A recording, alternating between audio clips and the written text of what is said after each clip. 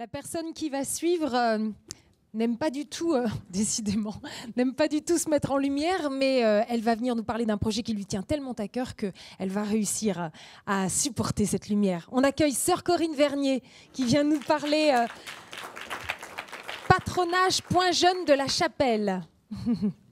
Sœur Corinne, à vous les micros. Bonsoir. Je suis membre de la communauté du Chemin Neuf et nous vivons dans une paroisse dans le 18e arrondissement qui s'appelle Saint-Denis-la-Chapelle. Alors ici, je représente un patronage, un petit patronage qui s'appelle le Point Jeune et donc qui est beaucoup soutenu par vous. Déjà, merci. Alors, celui-ci porte sur le choix d'offrir aux jeunes un espace pour leur permettre de nouvelles activités. Alors, simplement une petite présentation de la réalité de notre quartier, des objectifs du patronage et puis de ces nouvelles activités et des projets de rénovation des espaces pour les jeunes. Donc, notre quartier est assez typé par une grande concentration d'habitants. Nous sommes classés à zone à éducation prioritaire. Donc, la proportion d'enfants en difficulté scolaire est plus élevée chez nous qu'ailleurs. Et pourtant, beaucoup sont amenés à être les interprètes pour leurs parents, pour des démarches administratives ou autres. Alors, l'enjeu éducatif en ce lieu est réel et capital.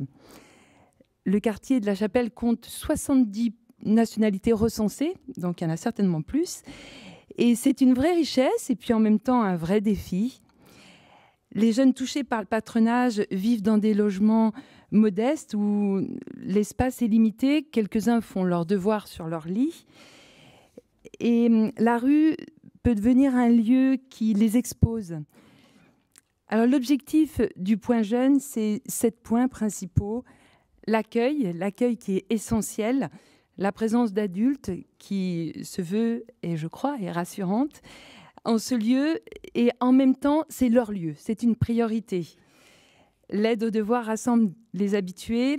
Pourtant, la veille du brevet, l'effectif s'intensifie parce que le stress partagé l'estompe un peu. La précarité ambiante ouvre à une solidarité et la proposition du Point Jeune cherche aussi à favoriser un mixage social. Les ateliers de création sont proposés. Alors, ils aiment particulièrement faire la cuisine. Et en même temps, on propose des séjours de sport qui soutiennent à la fois la formation humaine et la vie ensemble.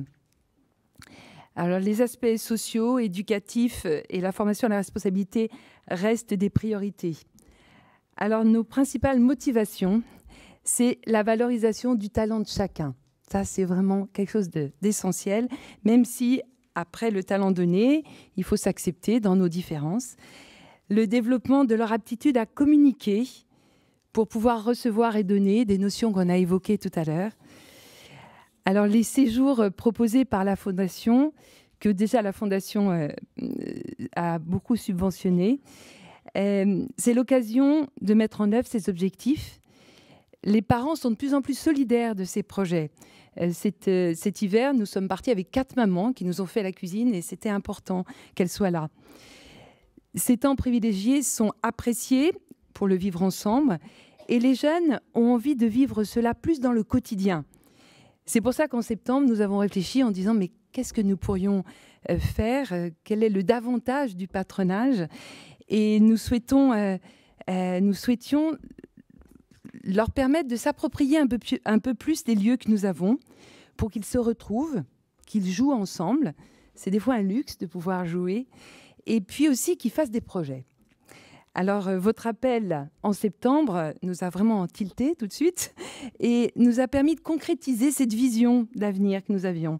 Aménager des espaces plus adaptés aux jeunes pour leur proposer des outils plus performants pour manier l'image, le son. Et donc, par exemple, avec un vidéoprojecteur.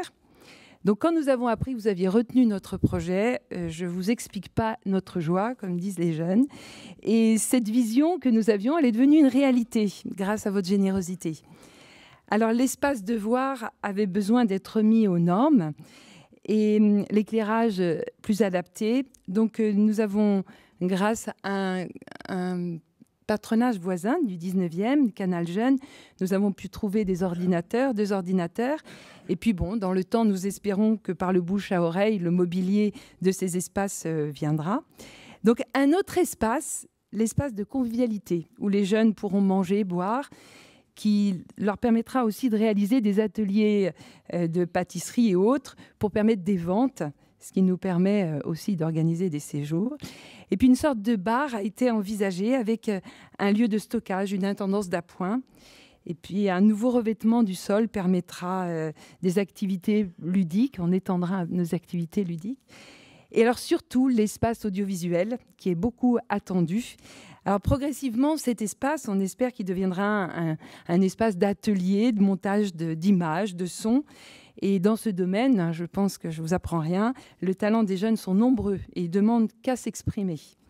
Donc la visée de ces lieux, c'est une sorte d'apprentissage pour donner une vie à leur projet et à la créativité. Ils sont plein de talent, plein de créativité et ces lieux seront le support de cela. Donc principalement la restauration de 2 salles. Alors, la première opération, ça a été le déplacement d'une cloison pour agrandir l'espace. Vous voyez ces beaux vitraux là, qui sont dans ces salles.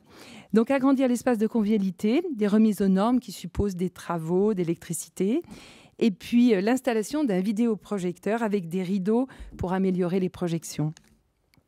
En fait, ces lieux se sont transformés, ils étaient un petit peu tristes et cet espace audiovisuel, l'expression des jeunes, c'est on sera plus branchés. Donc voilà. Donc les travaux engagés portent sur 4 choses principalement, donc de la peinture, de la menuiserie, le parquet, la plomberie et l'électricité. Alors, à ce jour, le coordinateur des travaux active tout, puisqu'il se dit si on peut éviter l'augmentation de septembre, c'est très bien. Donc, en fait, les travaux sont déjà bien avancés. Je ne sais pas si on arrivera au 29, mais en tous les cas, on mise là-dessus.